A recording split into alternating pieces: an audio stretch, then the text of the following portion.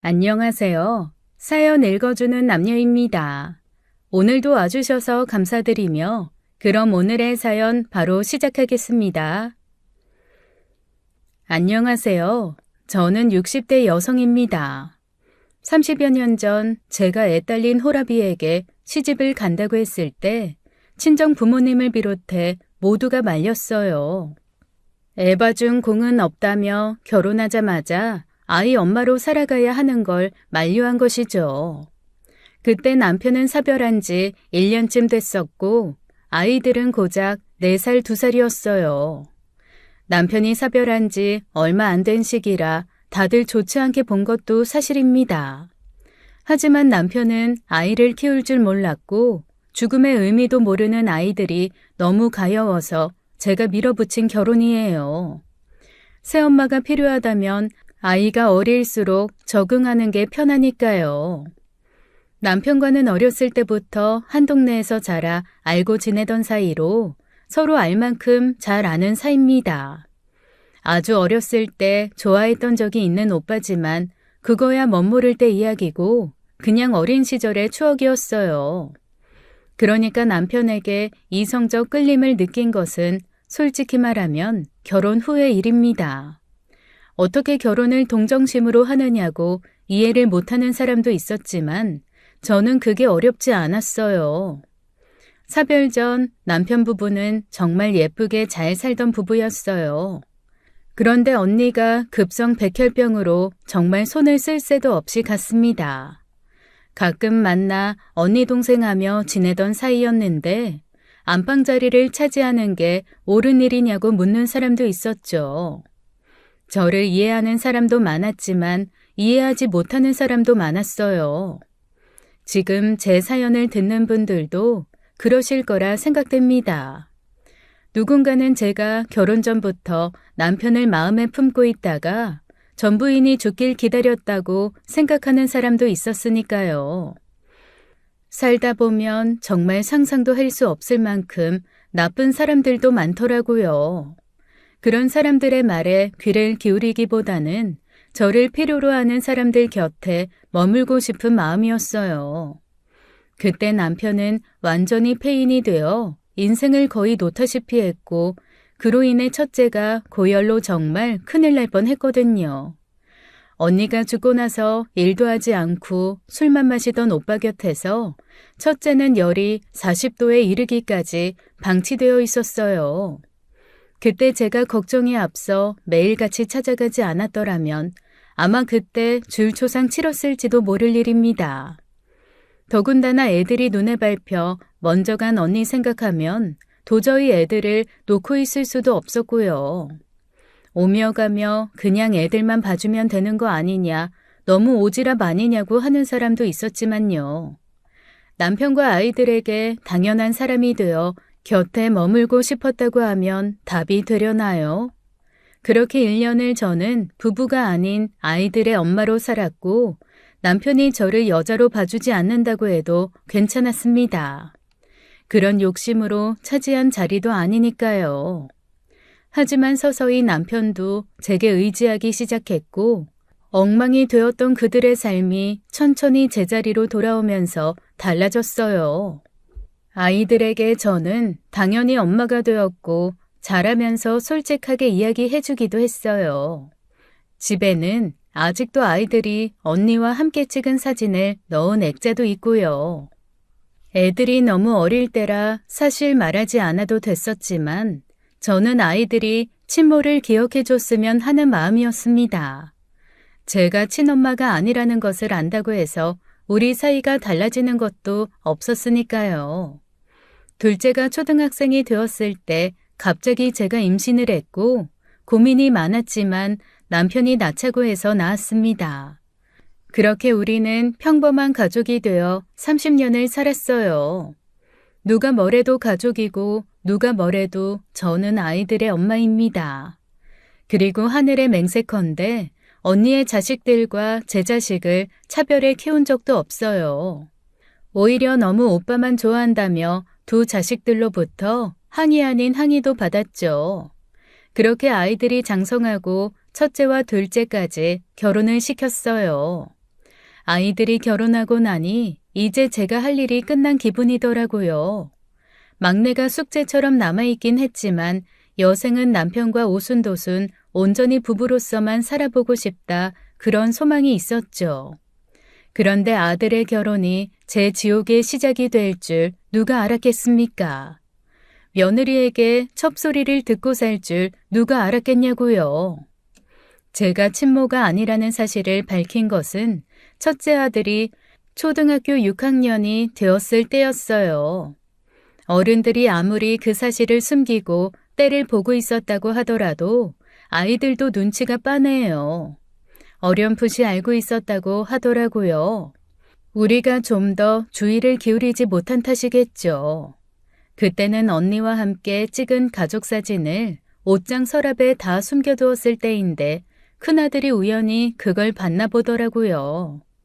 가끔 제가 남편과 이야기하면서 등장하는 언니라는 인물에 대한 궁금증도 가지고 있었고요.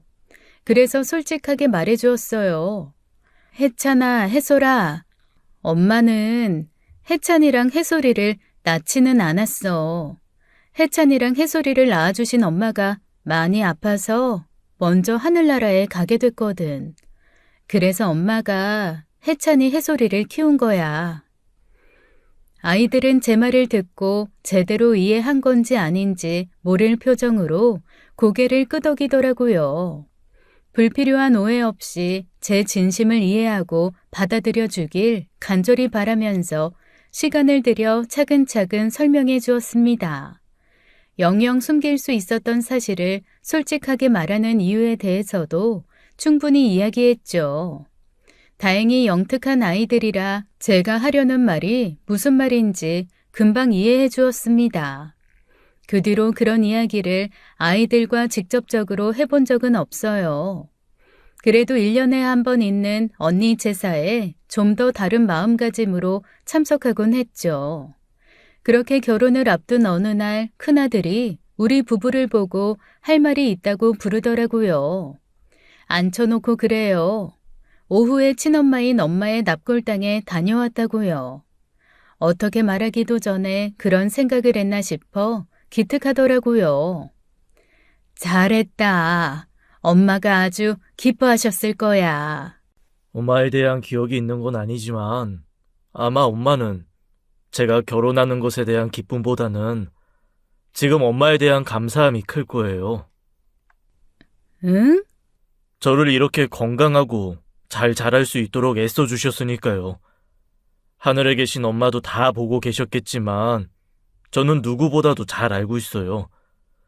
저 그리고 혜솔이 엄마 친자식처럼 키워주신 거 정말 감사드립니다.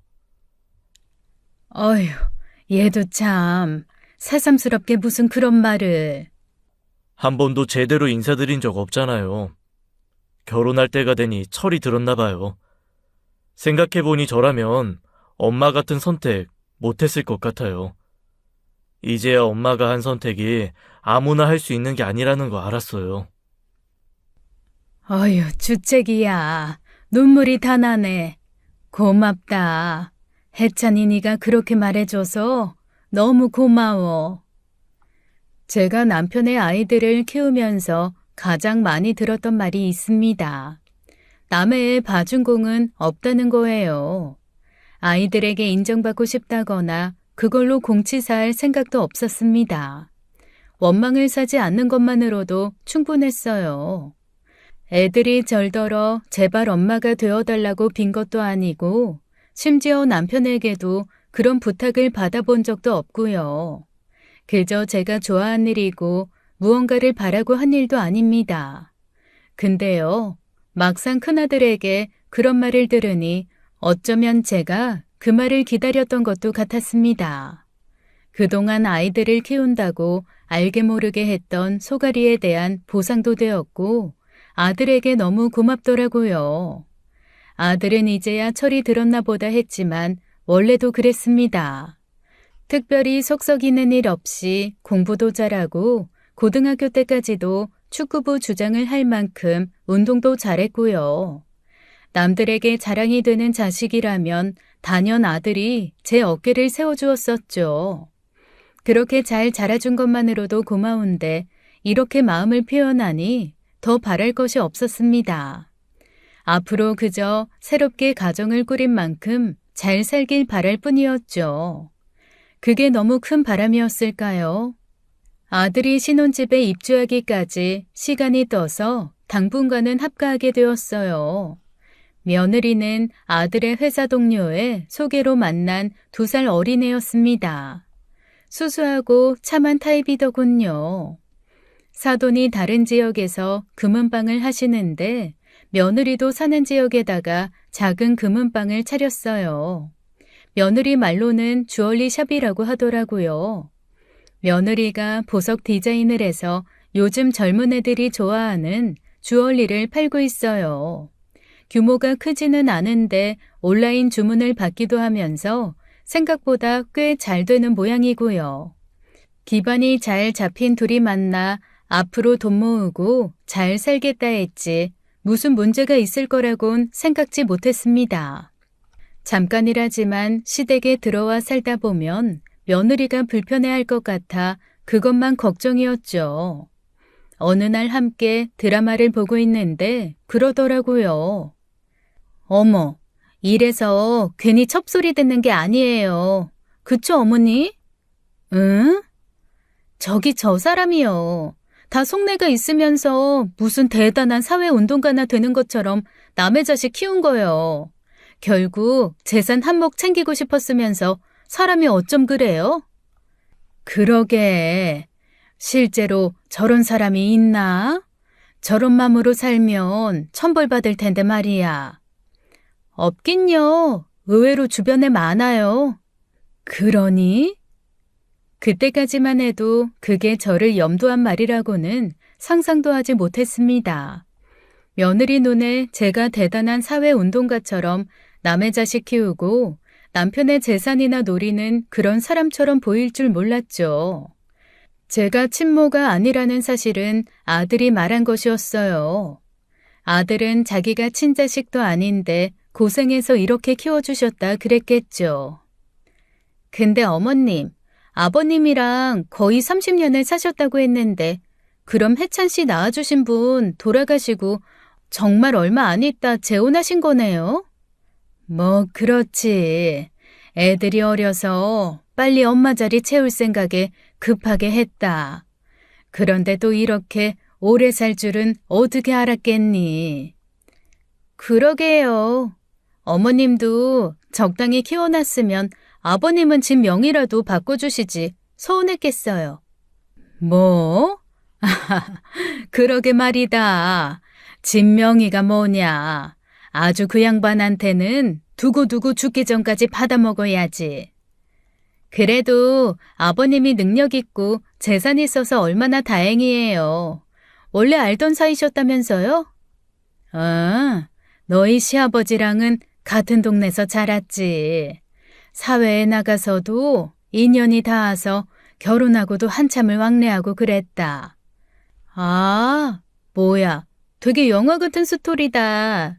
어렸을 때 만났던 동네 오빠랑 재혼한 거잖아요. 어머님도 은근히 혜찬 씨 어머니 빨리 가시길 바란 거 아니에요? 뭐라고? 아버님이랑 혜찬 씨 올 시간이에요. 어머님, 오늘 저녁엔 그냥 밖에 나가서 갈비 먹는 거 어때요? 혜찬 씨가 어제 고기 생각난다고 하던데. 그래, 그러자. 순간 제가 잘못 들었나 싶었습니다. 언니가 죽길 바란 거 아니냐는 말이요. 대체 며느리가 무슨 의미로 말한 걸까요? 그래놓고 천연덕스럽게 다른 이야기를 하는 걸 보면 그다지 악이나 다른 의미가 있는 말은 아닌 것도 같았습니다. 그래서 그 자리에서 따지지 못한 것도 있어요. 며느리랑 이야기하다가 기분이 상한 것은 그게 처음이자 시작이었습니다. 그 뒤로 며느리 입에서 남의 자식이라든지 재혼이라든지 그런 이야기가 나올 때마다 신경이 곤두서더라고요. 드라마 이야기를 하는 척 재혼 가정의 여자들은 죄다 어떤 나쁜 목적을 가진 사람처럼 말하더라고요. 제가 기분 나쁜 티를 내면 여우처럼 그래요. 그래도 어머님은 그런 사람들이랑 참 다르잖아요. 첩소리 들으며 남의 자식 키운 공도 인정받지 못하고 사는 사람 많은데 우리 어머니 너무 좋으시겠어요. 자식들이 효자 효녀라. 얼핏 들으면 제 팔자나 애들 칭찬하는 것 같지만 너도 어차피 첩이면서 애들 잘 만나 팔자 좋다. 뭐 그런 말이었어요. 제가 예민해져서 그렇게 듣는 게 아니라요. 한 번은 며느리가 자기 친구랑 통화하는 것을 듣기도 했습니다. 제가 온 걸 모르고 화장실에서 하던 통화였는데 저는 그 이야기를 듣고 너무 깜짝 놀라 손이 떨렸어요. 아우, 지긋지긋해 죽겠어. 6개월은 여기서 더 살아야 돼. 야, 말도 마. 첩이면서 시어머니 대접은 아주 꼬박꼬박 받아먹으려고. 친엄마도 그 정도는 아니겠더라. 맞아. 차라리 사별이 낫지. 이혼 후 들어온 첩이었어 봐. 친엄마의 새엄마의 시어머니가 둘이었음 이렇게도 못 살았을 거야. 정말 기가 막혀 말도 안 나왔습니다. 내가 언제 그렇게 꼬박꼬박 시어머니 대접을 받으려 안간힘을 썼다는 걸까요? 아침 저녁으로 도와달라는 말은 안 했지만 자기도 그저 받아먹기 눈치 보이니 곁에서 거둔 정도입니다. 어차피 출근하는 애라 밥만 먹고 나가면 뒷정리며 집안일 전부 제 차지예요. 개인 사업이라 자기 약속 있을 때는 가게 쉬는 건 일도 아니면서 제가 뭘 부탁하면 시간 없다고 하지도 않으면서요. 시댁 산다고 해서 눈치 준 적도 시집살이를 시킨 적도 없습니다. 며느리 속옷 빨래까지 개다가 방에 넣어주는 것에 불만을 가진 적도 없는데요. 거기다 첩이라뇨. 애가 뭘 잘못 알아도 한참 잘못 알고 있는데 저는 애초에 사별 후 재혼을 한 거지 않습니까? 그 시기를 두고 마치 남편과 제가 기다렸다는 듯이 재혼한 사람들 취급하는 것도 너무 불쾌했습니다. 뭐라고 말해야 하나 대놓고 말하기도 낯뜨거워 어쩌면 좋나 한참을 고민했어요. 사안이 사안인지라 남편에게라도 털어놓을까 했는데 일이 커질 걸 생각하니 그건 또 아니더라고요. 그래서 며느리 불러다 딱 한마디 했습니다. 예, 아가. 네? 앞으로 남이 듣기 거북한 통화를 하려거든 화장실 말고 밖에서 해라. 처음엔 무슨 말인가 하다가 이내 제가 한 말에 의미를 알았는지 어버버버 하더라고요. 얼굴이 시뻘개진 채 입을 열기에 뭐라고 또 변명이라도 하려나 싶어 딱 잘라버렸어요. 어머니, 그게 아니라요. 접시어머니 시집살이 호되게 당하고 싶지 않거든. 말 조심하는 게 좋을 거다. 이해가 안 되거든. 그 시어머니 대접이라는 거 작정하고 받으면 어느 정도인지 보여주마. 그 뒤로 좀 잠잠하다 했습니다.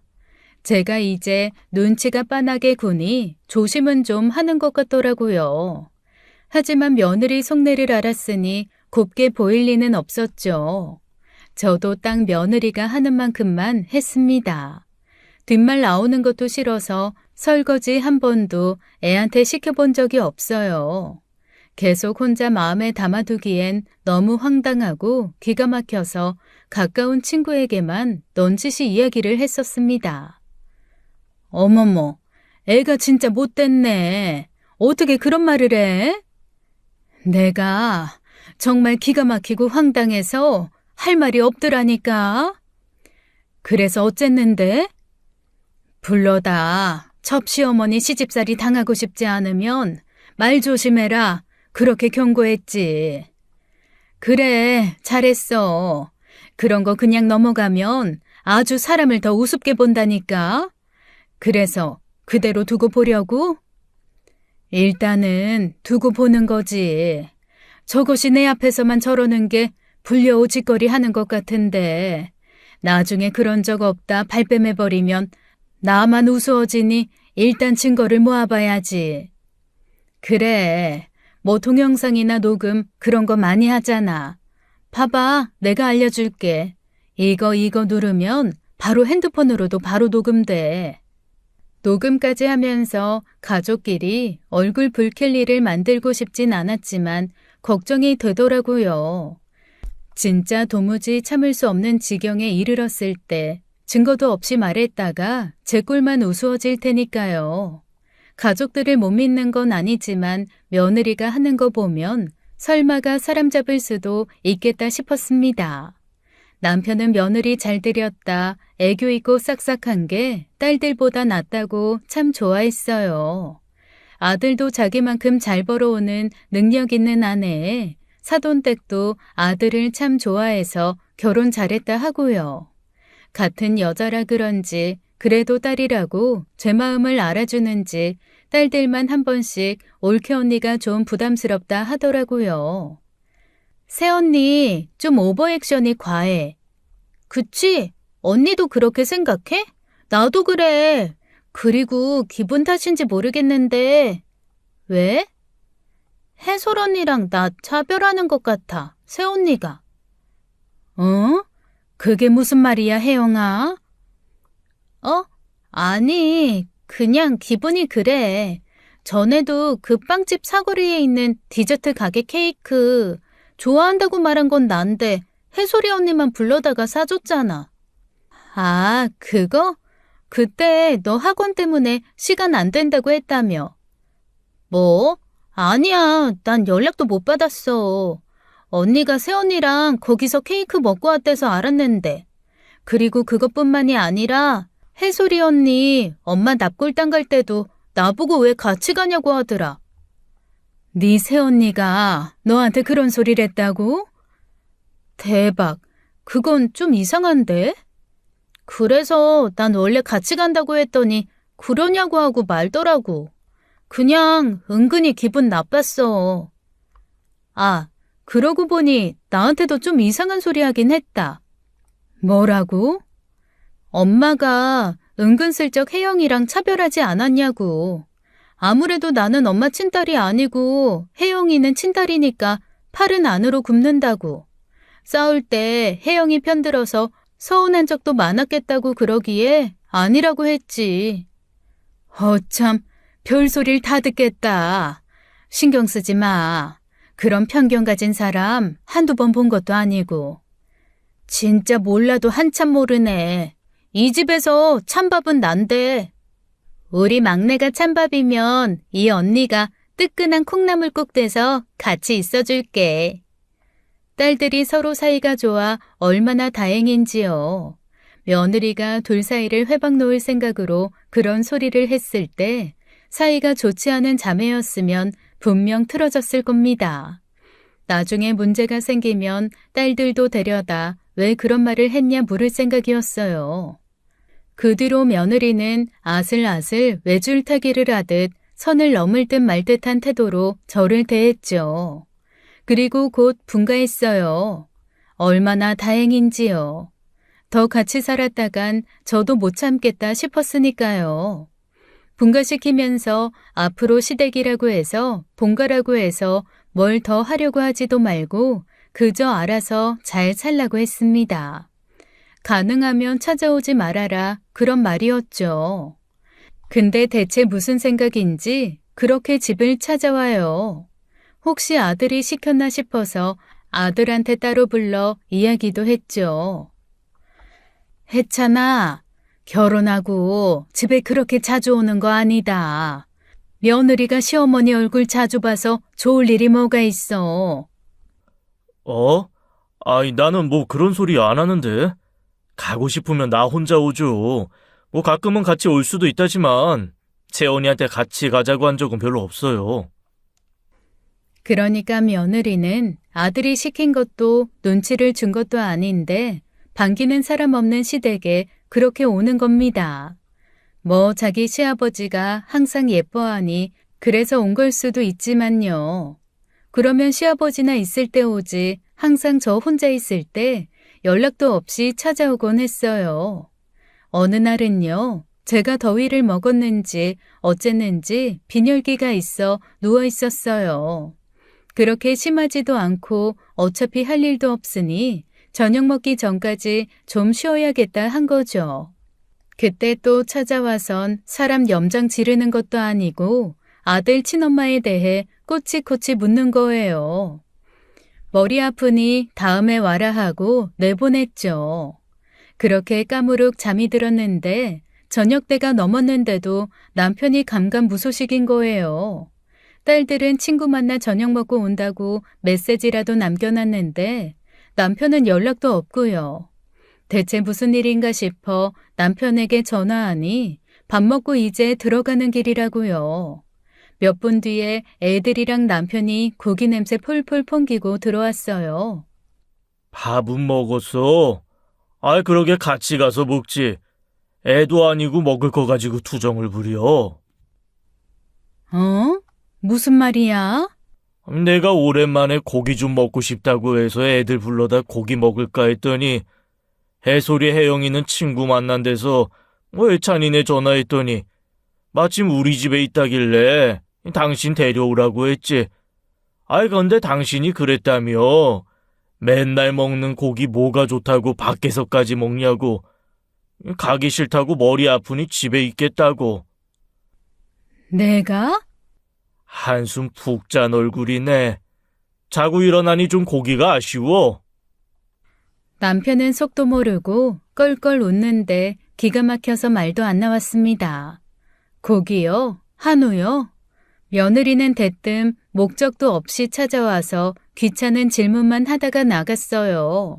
근데 남편한테는 마치 제가 나오기 싫다고 한 것처럼 말한 거예요. 내가 가기 싫다고 그랬다고? 채원아, 내가 언제 저런 말을 했니? 어머님께서 잠들기 전에 그렇게 말씀하셨는데 기억 안 나세요? 지금 네가 없던 일을 지어내니? 내가 언제 그런 말을 했어? 죄송해요. 제가 어머님 말씀을 잘못 알아들었나 봐요. 정말 너무 죄송해요. 분위기가 싸해지자 남편과 아들이 나서서 말렸어요. 아무래도 며느리가 제 말을 잘못 들은 것 같다고요. 하지만 저는 알죠. 저것이 거짓말을 하고 있다는 걸요.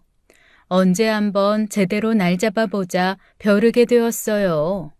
그리고 며칠이 지나지 않아서였습니다. 며느리가 임신한 거예요. 당분간은 아이 계획 없이 신혼을 즐기고 싶다더니 기쁜 얼굴로 소식을 전해왔습니다. 당장이라도 그 괘씸한 행동을 호되게 꾸짖고 싶었는데 상황이 모호해진 거예요. 그래서 일단은 좀 더 두고 보기로 한 것이죠. 손주가 생겼다고 하니 기쁠 일인데 그게 참 마냥 기쁜 일도 아니었어요. 제가 이런 말을 쓰게 될 줄은 몰랐는데 임신 유세라고 하나요? 아주 손주가 졌다고 그런 상전이 따로 없더라고요. 그냥 자기 친정이나 가서 쉬다 오면 될 걸 굳이 우리 집에 와서 시간을 보내고요. 임신한 며느리 오면 또 뭐 가만히 있을 수 있나요? 며느리는 미워도 손주는 내 아들 새끼다 그러면서 애 생각에 이것저것 해다 먹여야 하고요. 그냥 해준 거 먹기만 해도 양반입니다. 해다 주면 꼭 트집을 잡는 거예요. 어머니, 혹시 도미 요리 할 줄 아세요? 도미 요리? 제가 본 건 도미를 칼집을 내서 끓는 물에 바로 튀긴 다음에 파채 얇게 송송 썰어서 상큼한 소스에 뿌려 먹는 거였는데요. 그게 뭐냐? 먹어본 적도 본 적도 없다. 그게 너무 먹고 싶은 거 있죠? 그게 먹고 싶으면 먹어야지. 근데 이 근처에는 파는 곳도 없고 만들자니 기름 냄새가 역하고 몸도 힘들어서요. 그거 만드는 게 어렵나? 당신 생선 튀기고 그런 건 할 줄 알잖아. 이게 들어보니 그냥 튀기기만 하면 되는 것도 아니네. 소스가 있다며. 먹어본 적도 없는 소스를 어떻게 만들어서 해줘. 멀더라도 해찬이 쉬는 날 갔다 와라. 제가 또 임신하고 나서는 멀미가 좀 심해져서요. 그냥 어머님이 해주시면 안 돼요? 저 어머님 요리 정말 좋아하잖아요. 임신한 며느리가 그렇게까지 나오는데 별 수 없죠. 친절하게 유튜브로 조리법까지 보내주길래 몇 번이나 보면서 겨우 만들어냈어요. 알고 보니 그게 중식 요리 중 하나였는데 보기에는 참 멋도 있고 맛있어 보이더라고요. 소스는 시키는 대로 했는데 그게 맞는진 몰라도 나나 남편 입맛에는 좋았어요. 남편이 새벽같이 수산시장 가서 좋은 걸로 골라온 걸로 오전 내내 씨름해서 만들었죠. 그런데 세상에 그걸 한 입 먹고 마는 거예요. 왜? 네 입에 안 맞냐? 어머님, 어떡해요. 진짜 맛있는데 속이 안 받아주는 것 같아요. 환기를 시킨다고 시켰는데 집 전체에 기름 냄새가 역하다고 화장실로 뛰어갔죠. 그러면서 사람을 생고생시킨 게 한두 번이 아니었고요. 임신한 몸이 어떻게 사람 마음대로 되나요? 애쓴 보람도 없이 속상하지만 진짜 안 받아서 그런가 보다 했었는데 사실은 그것도 아니었던 겁니다. 어느 날 남편이 며느리가 먹고 싶다던 샤인머스켓을 가져온 거예요. 남편 친구가 샤인머스켓 농장을 하는데 며느리 임신 축하한다고 2박스나 보낸 거죠. 한 박스는 딸들 먹으라고 두고 한 박스를 종이 가방에 넣어서 매장에 가져다 주려던 참이었어요. 임신하고 막달까지는 매장 일을 한다고 했거든요. 갔더니 날이 좋아서 그런지 매장 문을 다 열어놨는데 애는 안 보이더라고요. 잠깐 볼 일이 있나 싶고 매장 특성상 오래 자리를 비우겠나 싶어서 기다렸습니다. 그런데 안쪽에서 사람 소리가 나요. 야, 너도 참 심했다. 그걸 그대로 안 먹고 다 버렸다고? 그걸 내가 왜 먹냐? 해찬 씨한테는 다 먹었다고 하고 다 버렸지 뭐. 들키지 않게 조심해. 그러다 네 남편 알면 큰일 나겠다. 아무리 그래도 그렇지 자기 엄마한테 쫄라서 음식 해달라고 하고 버렸다는데 좋아할 남자가 어디 있어? 절대 모르게 해야지. 세상 효자라 아마 난리 날 거야. 근데 그렇게라도 해야 좀 통쾌하지. 이것저것 해달라고 할 때마다 임신했다고 시아버지까지 거들어서 음식하게 만드는 게 은근 고소하고 재밌더라니까. 이번엔 좀 더 손 많이 가는 거 해보는 거 어때? 야야, 안 그래도 내가 너한테 물어보려고. 내가 요리를 잘하는 건 아니라서 뭐가 손이 많이 가는지 모르잖아. 팔보채 막 그런 건 손이 좀 가나? 아니면 시간 되게 오래 걸리고 신경 써야 하는 그런 음식 없어? 참, 첩시어머니 하나 골탕 먹이려고 용 쓴다 용 써. 가만히 있어보자. 아예 막 서양식 쪽으로 가보는 거 어때? 그건 듣도 보도 못해서 더 힘드실 텐데. 아, 그럴까? 근데 그런 건 아예 못한다고 할 수도 있는데 너무 과하게 요구하면 사랑꾼 우리 시아버지가 첩시어머니 못살게 군다고 생각하실 수도 있어. 그러면 뭐 서운한 티 팍팍 내면서 애 핑계 대야지 뭐. 듣자 하니 기가 막혀 어이가 없더군요. 그동안 저한테 이거 해달라 저거 해달라 했던 게 먹고 싶어서가 아니라 그저 저 골탕 먹이려던 거였습니다. 얼마 전에는 간장게장이 먹고 싶대서 해줬더니 고스란히 버린 모양이고요. 그 순간 느꼈던 기분을 어떻게 말로 다 표현할 수 있을까요? 내가 자기한테 대체 무슨 잘못을 했길래 이런 꼴까지 당해야 하는지 너무 화가 났습니다.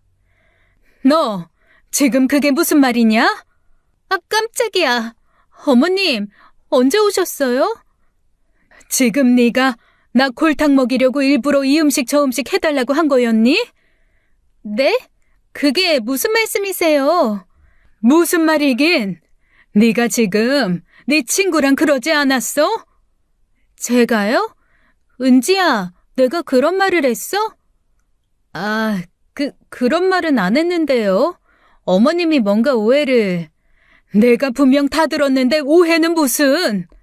저도 그런 말 한 적 없다고 하고 제 친구도 그런 말 안 했다고 하잖아요. 어머님 저번부터 왜 그러세요? 혹시 어디 아프세요? 지병 같은 거 있거나.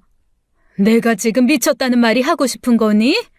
오냐, 네가 정말 그런 말을 안 했다는 거지? 그렇게 당당할 수 있다 이거지? 네, 맹세코 그런 말 안 했다고요. 그래, 알았다. 내가 네 그 못된 심보 반드시 고쳐주마. 그렇게 말한 저는 가게를 나와 집으로 향했습니다. 그리고 남편에게 모든 걸 털어놓았어요. 제 선에서 이야기해보았자 고부 갈등으로만 비춰질 게 분명했기에 남편에게도 이 사실을 알려야 했습니다. 당연히 남편은 쉽게 믿지 못했죠. 그렇다고 제가 거짓말하는 거라고는 생각하지 않았으니 혼란스러웠을 거예요. 아니, 참아주는데도 한계가 있잖아요. 친구가 준 팁에 따라 틈틈이 녹음했던 것을 남편에게 들려주었죠. 평소 같았으면 그냥 하는 소리다 했을 텐데 모아놓고 보니 녹음본에 죄다 첩첩거리니 듣기에도 이상하긴 했어요. 며느리가 가게에서 친구와 한 대화 소리도 다 녹음이 되어 있었고요. 남편은 듣고도 못 믿더라고요. 매번 듣던 목소리인데 정말 그게 며느리 목소리가 맞냐고 묻더라고요. 남편이 묻더라고요. 어떻게 하고 싶냐고요. 남편은 이혼시킬 생각이라고 하면서요. 하지만 저는 그렇게까지 하고 싶지는 않았습니다. 애까지 가진 터라 한 번은 기회를 주고 싶었어요. 그 아이를 불러다 제대로 사과받고 싶다고 했습니다. 그래서 며느리만 불러 혼주를 내주었죠. 너를 무슨 일로 불렀는지 짐작은 가냐? 아니요. 아버님, 갑자기 무슨 일이신데 그렇게 심각한 표정으로 말씀하세요? 저 무서워요. 내가 무서운 애가 그런 짓을 했어. 그게 무슨 말씀이세요? 혹시 어머님이 뭐라고 하셨어요? 어머니, 아버님한테 저에 대해 뭐라고 하신 거예요? 그런 거면 어머님이 오해하신 건데. 뭐 오해? 이 시어머니한테 따박따박 말대답하고 남 없는 데서 첩소리한 게 오해? 네? 아버님, 저 정말 그런 적 없어요. 첩이라뇨. 제가 어머님한테요? 어머님, 정말 제가 그랬어요? 며느리는 눈 하나 깜빡하지 않고 그렇게 뻔뻔한 얼굴로 부정하더라고요. 자긴 한 번도 제게 첩소리를 한 적이 없고 단지 드라마나 영화 이야기를 하다 나왔을 뿐이라고요. 사태가 이 지경까지 된 것 같으면 눈치껏 잘못했다 빌어도 모자랄 판에 정말 기가 막혔습니다. 그런 모습을 보고 있자니 차라리 이혼을 시키는 쪽이 낫지 않을까 그런 생각까지 들었어요. 남편은 충분히 기회를 줬다 싶었는지 제 핸드폰을 가져다 녹음된 소리를 틀었습니다. 며느리 얼굴이 사색이 되는 게 꼴이 우습더라고요. 제가 녹음하지 않았으면 아마 지금 제가 그런 꼴이 되었겠죠. 듣기에도 민망한 자기 목소리가 흘러나오자 언제 그랬냐는 듯이 꿀먹은 벙어리가 되더군요. 이래도 할 말이 없냐? 아버님, 그게... 이게 지금 말이나 되는 소리야? 감히 네 시어머니를 우습게 봐도 정도가 있지. 어디 베어먹지 못할 짓거리야? 아버님, 그게 아니라요. 죄송합니다. 잘못했어요. 정말 잘못했습니다. 누구한테 사과를 하는 거냐? 실컷 뒤에서 흉본 사람한테 잘못했다 해야지. 네가 뭔데 감히 내 마누라한테 첩이니 뭐니 그딴 소리를 짓거려? 어머님, 잘못했습니다. 정말 진심으로 했던 말은 아니었어요. 정말이에요. 정말 잘못했습니다. 한 번만 용서해 주세요. 참 기가 막혀서. 나는 솔직히 너 꼴도 보기 싫다. 앞으로도 널 보고 살 수 있을 것 같지가 않아. 그게 아니라요. 어머니, 정말 저는 진심으로 그런 게 아니고요. 며느리는 정말 펑펑 울면서 바닥에 납작 엎드려 사과를 했습니다. 마음이 진심인지 아닌지야 알 도리는 없었지만 누가 보면 정말 이만하면 됐다 싶을 만큼이요. 그래도 사람 마음이 그렇게 쉽게 풀어지나요? 저도 그냥 됐다고 나가라고 하고 싶은데 그 말도 안 나올 만큼 머리가 지끈거리더라고요. 그런데 며느리가 하는 말에 말문이 막혀버렸습니다. 저희 엄마가 첩이었어요. 뭐? 그래서 어머니한테 화풀이한 거예요. 정말 죄송해요. 자초지종을 들어보니 기가 막혀 말도 안 나오더라고요. 알고 보니 안사돈은 며느리가 초등학교 때 지금의 바깥사돈과 바람이 나서 결혼한 거였어요. 위로 언니 하나가 있는데 친모를 쫓아내고 들어온 안사돈에 대한 반감이 커서 자라면서 엄청 무시를 받았다고 해요. 첩주제에 첩의 자식 그런 소리를 듣고 자라다 보니 가족에게 분노도 심했고요. 그래도 바깥사돈은 차별하지 않고 키우려고 애를 쓴 모양이지만 주변에서 알게 모르게 많은 소리를 했겠죠. 자기 부모와 우리 부부는 전혀 다른 상황인 것을 알면서도 저를 안사돈과 같은 취급을 한 겁니다. 다른 집 안방을 꿰찬 제 팔자가 제 엄마와 다르니 그냥 배알이 꼴렸던 거죠. 제가 그렇게 자라서 배운 바가 없어서 그랬어요. 우리 엄마는 허구한 날 첩소리, 상간녀 소리 들으면서 살았는데 어머님은 행복해 보이셔서 왜 같은 재혼 가정인데 우리 엄마랑 어머님은 다르게 사는지 그게 부러워서 그런 거예요. 아무리 그래도 그렇지. 그게 변명거리가 될 수 있다고 생각하니? 근데 정말 말도 못하게 엉엉 울면서 그렇게 사과하더라고요. 그래도 제 잘못은 아는가 싶고 정말 며느리 말대로 상황이 아이를 그렇게 만든 것 같아 마음만 무거웠습니다. 한 번만 용서해주면 앞으로는 정말 깍듯이 모시겠다. 아들에게만은 말하지 말아달라. 그렇게 부탁했어요. 그래서 알겠다 했습니다. 진심으로 한 사과라고 믿고 없던 일처럼 굴겠다고요. 마음 같아선 이혼시켜야겠다 싶다만 네 시어머니 청도 있고 하니 이번만 넘어가마. 뱃속에 애를 생각해 참는 것이니 그렇게 알아라. 그리고 앞으로는 찾아올 필요 없다.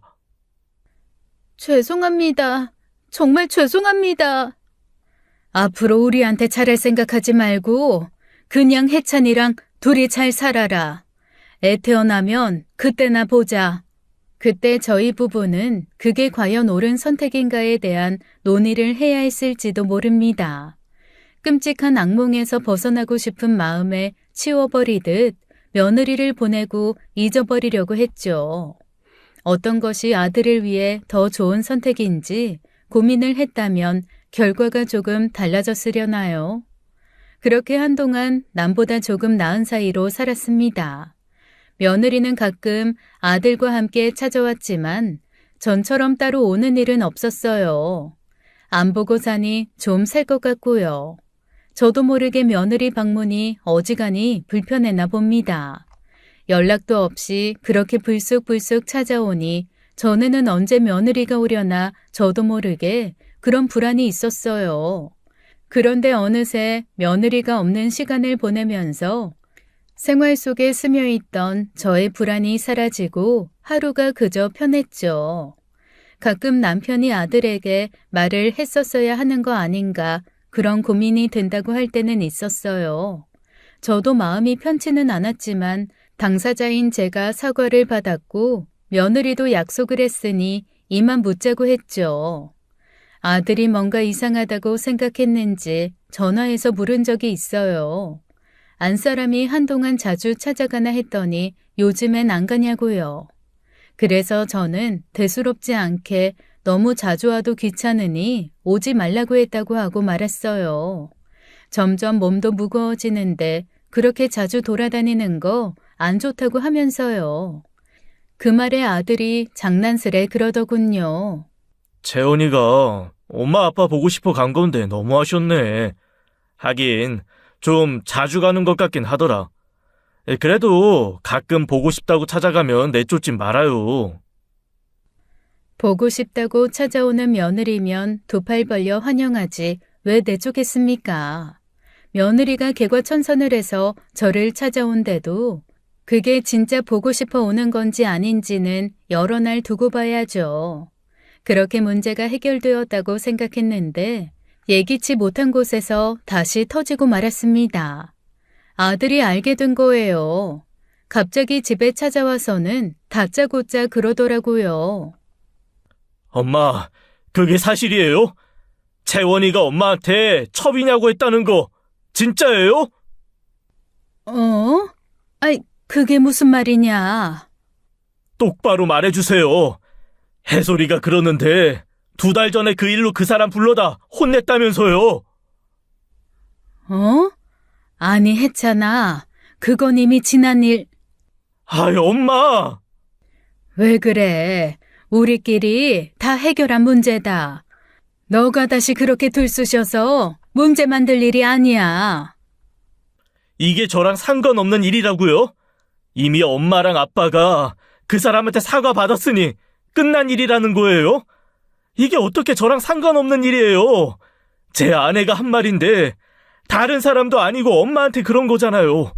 어떻게 엄마가 그런 소리를 들어요? 나 때문에. 애가 충분히 잘못했다고 했다. 애도 그만한 사정이 있어서 그런 거라는데. 대체 무슨 사정이요? 무슨 사정이 있으면 엄마한테 첩이라는 소리가 나와요. 아, 이게 진짜 말이 돼요? 나도 안다. 채원이가 잘못했지. 그래서 따끔하게 혼냈어. 다시는 그런 일 없을 거라고 했다. 엄마가 우리를 어떻게 키웠는데요? 그리고 엄마가 어떻게 첩이에요? 그 사람 제대로 알고 한 소리 맞아요? 아니, 설사 몰라서 했다 하더라도요. 그게 내 엄마한테 할 수 있는 말이라고 생각해요? 아유, 해솔이 이건 대체 무슨 말을 해서? 해솔아, 이해솔, 너 좀 나와봐. 어? 오빠 왔네? 너 오빠한테 무슨 소리를 했길래 그래? 새언니 일 말하지 말라고 했잖아. 나도 말 안 하려고 했지. 근데 새언니 사과 받았다고 집에 들락거리는 거 꼴보기 싫어서. 뭐? 아니 그렇잖아. 은근슬쩍 새엄마랑 혜영이랑 차별한 거 아니냐느니.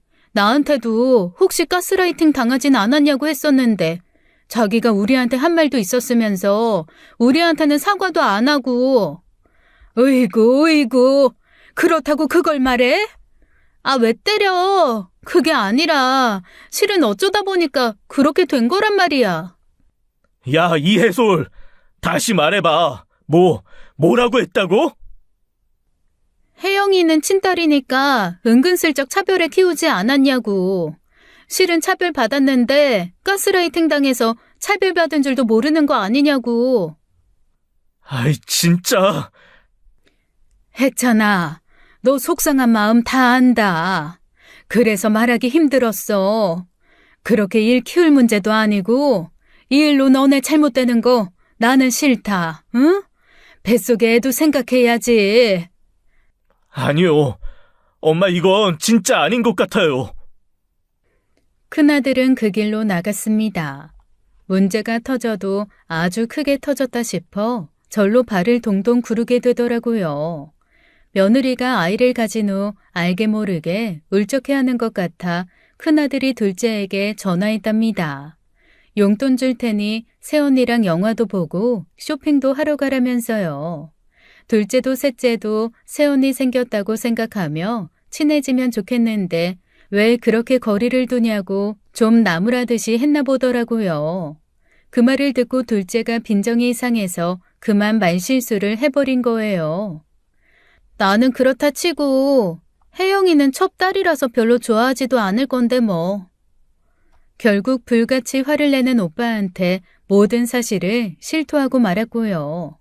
며느리를 불러 혼낸 날 딸들은 집에 있었으니 그 전말을 모두 알고 있었습니다. 큰아들에게는 비밀로 하기로 한 만큼 입단속 단단히 시켰어요. 제 핸드폰에 녹음된 파일도 지워버려야겠다 싶었는데 둘째 딸이 자기가 해준다고 가져가더니 그걸 다 옮긴 모양입니다. 제대로 들은 거 맞냐, 착각한 거 아니냐고 다그치는 아들에게 그 음성 파일까지 전부 넘긴 거예요. 끝났구나 싶었습니다. 살면서 큰아들이 그렇게까지 흥분하고 화를 내는 걸 보지 못했어요. 화가 나면 온 집안을 들쑤시고 난리를 치며 어쩔 줄을 몰라 하는 건 둘째거든요. 첫째랑 둘이 싸워 첫째가 화가 나더라도 한마디도 하지 않고 둘째를 노려보기만 했어요.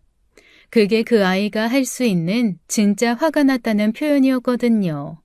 그런데 애가 저렇게 불같이 화를 내니 저도 어찌할 바를 모르겠더라고요. 남편은 결국 일이 이렇게 될 일이었다고 그냥 받아들이자고 하는데 저는 정말이지 마음이 너무 불편했습니다. 곁에서 아무리 제 잘못이 아니라고 해도요. 제가 그냥 참았으면 집안에 이렇게 큰 소리가 오고 가는 문제는 없었을 거 아닌가 했거든요. 엄마, 좀 가만히 있어. 왜 그래? 내가 어떻게 가만히 있니? 나 때문에 너네 오빠 부부가 싸울 건데. 그게 어떻게 엄마 탓이야. 그건 새언니 탓이지. 절대 엄마 탓 아니야. 그래도... 진짜 답답해. 엄마, 지금 벌 받아야 할 사람은 새언니야. 왜 엄마가 그렇게 초조해 하는데 두 사람이 싸우고 행여 이혼을 하더라도 그건 엄마 탓이 아니야. 오히려 오빠도 와서 무릎 꿇고 빌어야 돼. 어디 그런 여자를 며느리로 데려와서는. 마음이 불안해 죽겠는데 큰아들과는 도통 연락이 안 되더라고요. 며느리한테 연락하는 건 좀 아닌 것 같아 고민하다 큰아들에게 문자 메시지만 남겼습니다. 이미 엄마는 용서한 일이다. 그걸 문제 삼으면 며느리한테 엄마 면이 안 살아. 그리고 한동안 답장이 없더니 자정이 넘은 시간에서야 답장이 오더라고요. 엄마 체면 걱정 안 해도 돼요. 그 사람 이제 엄마 며느리 아니니까 이혼하기로 했어요. 결국 그렇게 될 일이었다는 남편의 말이 틀리지가 않았습니다. 남편은 해찬이라면 충분히 이혼할 거라고 우리 가족과 연이 없는 아이니 신경 쓰지 말라고 하더라고요. 하지만 졸지에 아들 부부 이혼시키게 된 것 같아 속이 상했습니다. 거기다 손주를 임신한 며느리였으니 이게 맞다는 걸 알면서도 목에 걸린 생선가시처럼 거슬리고요. 제 마음을 이해하긴 힘들 거예요. 저도 이 모든 문제는 며느리로부터 시작된 것을 알고 있습니다. 하지만 저는 친모가 아니잖아요. 늘 100점짜리 엄마가 되어야 한다는 생각이 강했던 저로서는 용납하기 힘든 문제였습니다. 어쨌거나 저와 관련된 문제로 이혼까지 이르게 된 거니까요. 며느리의 행동은 절대 해선 안 되는 나쁜 행동이었지만 혼은 좀 나되 이혼까지는 가지 않았으면 했어요. 그게 또 제 마음의 짐이 돼버리는 거니까요. 밤새 한숨도 못 자고 혼자 집에 남아있는데 휴대전화가 울렸습니다. 며느리였어요. 차마 받을 수가 없어 쳐다만 보다가 놓쳤는데 다시 전화가 걸려왔어요. 고민하다 전화를 받았더니 다 죽어가는 목소리더라고요. 어머니, 그래. 저 어머니한테 할 말이 있는데 좀 나와주실래요? 할 말? 그래, 알았다. 어디로 가면 되냐? 저 지금 집 앞이에요. 아래에 있으니까 나오시면 돼요. 베란다를 내다보니 며느리 차가 있었어요. 그래서 옷을 챙겨 입고 나갔습니다. 집으로 올라오면 될 것을 이제 남의 가족이다 싶어 집에 오는 것도 꺼려지나 했습니다. 며느리는 씻지도 않고 화장도 안 했는지 꼴이 말이 아니더라고요. 며느리는 저를 조수석에 태우고는 차를 움직였습니다. 어디 가려고? 어머니랑 할 이야기가 있다고 했잖아요. 그냥 여기서 해도 될 것을. 근데 어머니, 왜 약속 안 지키셨어요? 약속? 그거 나는 지켰다. 나는 해찬이한테 한마디도 안 했어. 근데 혜찬 씨가 어떻게 다 알아요? 어머니가 말도 안 했는데 제가 무슨 말을 했는지 그걸 혜찬 씨가 어떻게 다 알아요? 그건 아무튼 내가 말한 게 아니야. 어쩌다 보니 실수로. 실수요? 그 실수 때문에 저희 이혼해요. 아휴, 그러니까 그럴까봐 나는 말 못했어. 하고 싶어도 그래도 너희 이혼 안 시키려고 그냥 넘어간 거 너도 알지 않니? 어머니, 좀 뻔뻔하시네요. 일부러 말한 거면서. 뭐? 내심 저 미우셨잖아요. 아들이랑 사는 것도 꼴도 보기 싫었겠죠. 어떻게 그냥 넘어가요? 제가 생각해도 이상하다 했어요. 언젠가 말하실 텐데 언제 말하시려나. 하루하루가 지옥이더라고요. 그럴 거면 빨리 말하지. 왜 한 달이나 끌었어요? 채원아, 나는 말 안 했다니까. 이해해요. 원래 첩들이 그렇대요. 우리 엄마도 그런 소리 많이 들었어요. 뒤에서 음흉한 속내를 가지고 앞에선 안 그런 척 굴면서 뒤에서 다 호박씨나 까고 있다고. 어머님도 그런 거겠죠. 어머, 너 말 다 했니? 너 그때 나한테 한 사과 진심 아니었어? 어머니, 저요? 이혼 못해요. 내가 어떻게 매달려서 한 결혼인데 이혼을 해요? 내가 혜찬 씨랑 헤어져서 어떻게 살아요? 어머, 얘 좀 봐. 속도 안 줄여? 미쳤니? 어머, 얘가 미쳤나 봐. 이혼하느니 죽어버릴 거예요. 근데 혼자는 못 죽어요. 제가 왜요? 이게 다 어머님 때문이잖아요.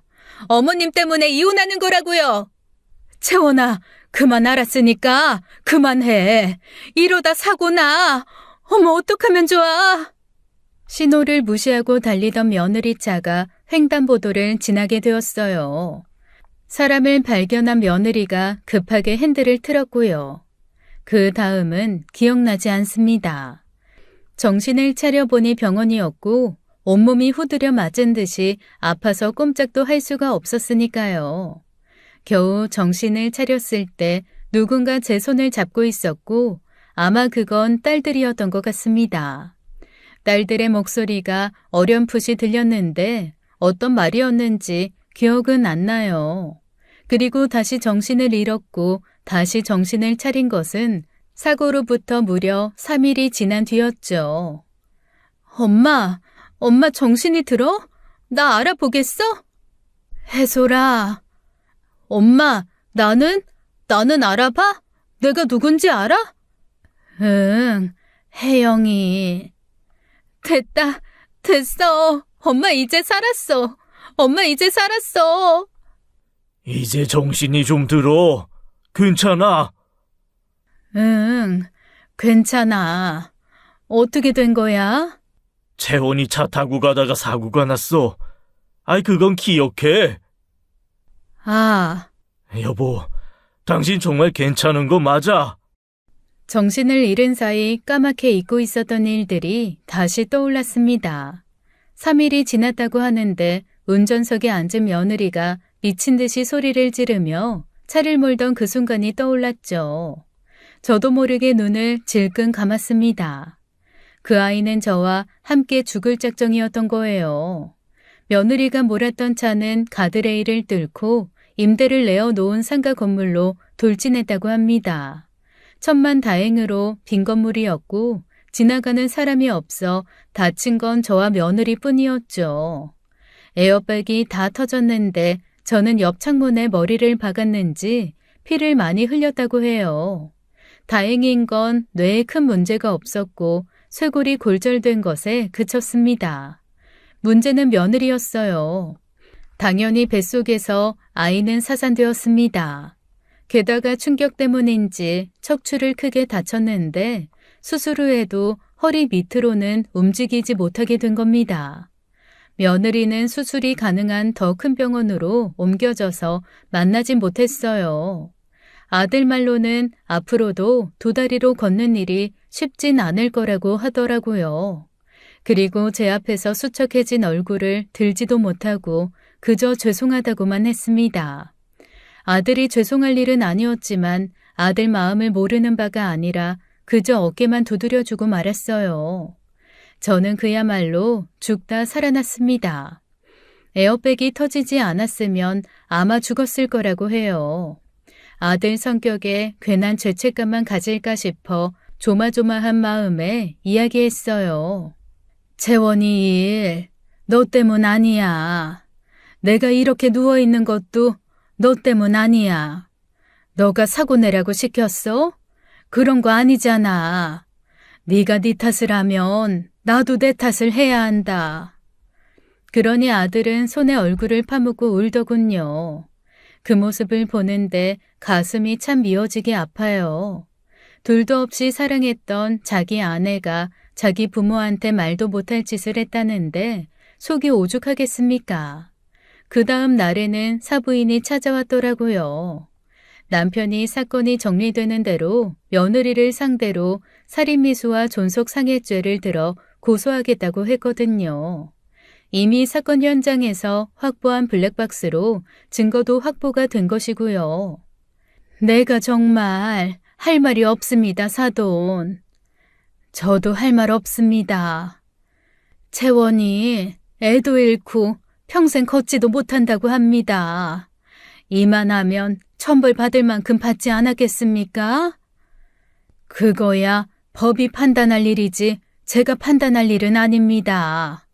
사부인, 나는 죽다 살아났어요. 운이 좋아서 이렇게 애들 보고 누워있지 하마터면 병풍 뒤에서 향냄새 맡을 뻔했습니다. 그러니 그런 호소리를 하려거든 법원에나 가서 하세요. 사부인, 그러지 마시고 한 번만 좀 봐주세요. 네? 이게 다 내가 부족한 탓입니다. 나가보라고 해도 끝까지 붙들고 봐달라는 사부인을 남편이 쫓아냈죠. 며느리는 아들이 이혼하자니 자기 병신된 거 안 보이냐고 어떻게 이 상황에서 그런 소리를 하느냐고 울었다고 해요. 혹시 모르니 며느리든 사부인이든 아들과 둘만 두지 말래서 둘째가 따라갔거든요. 울면서 제발 버리지 말아달라고 호소하는 며느리한테 아들이 그랬대요.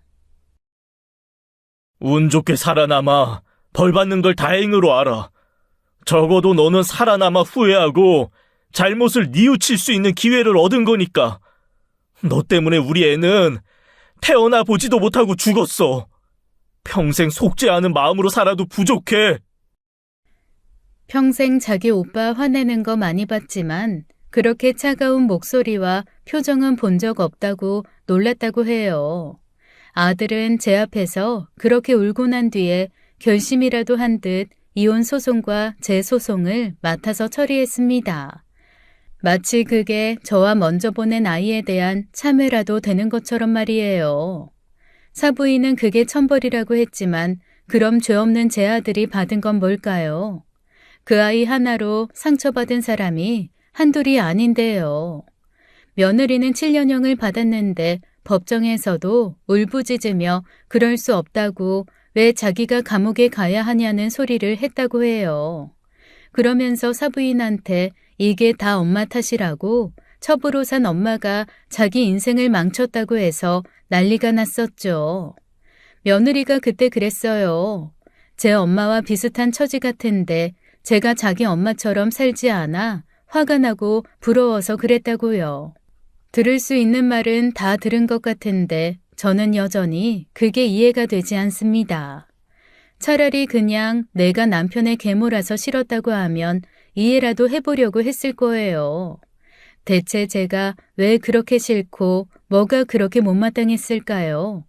저의 무엇이 그 아이를 그렇게까지 하게 만들었을까요? 지금까지 사연 읽어주는 남녀였습니다. 끝까지 시청해주신 여러분 감사드리며 저희는 다음 사연으로 돌아올게요. 감사합니다.